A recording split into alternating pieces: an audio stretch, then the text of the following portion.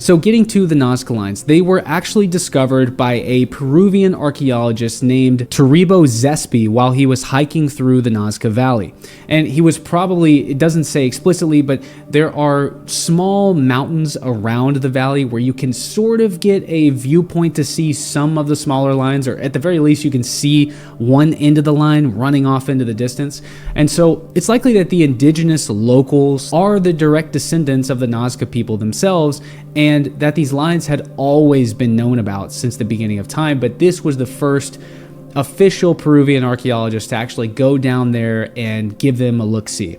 So he probably goes up on one of the hillsides and documents them. Now, this is the early 1920s, but they're later fully realized in the early 1930s when commercial planes began flying over them, and then small privately owned planes were flying over them and photographing them. And these are some of the most iconic images found anywhere in the Nazca realm. These black and white images, these crisp black and white images of the Nazca lines. The actual process of how they were made is not that complicated in a physical sense. Essentially what they're doing is they are taking the stones that are on the ground and clearing them away, because the bedrock that lies underneath contains stones that are not as heavily eroded and weathered, so you have this white color that appears underneath. So if you can kind of, in a way, sweep the lines, or you can sweep the desert floor, sweep the stones away, and it reveals this white line from underneath. Now, the planning, the math and the geometry behind how the lines are organized and how they stay perfectly straight,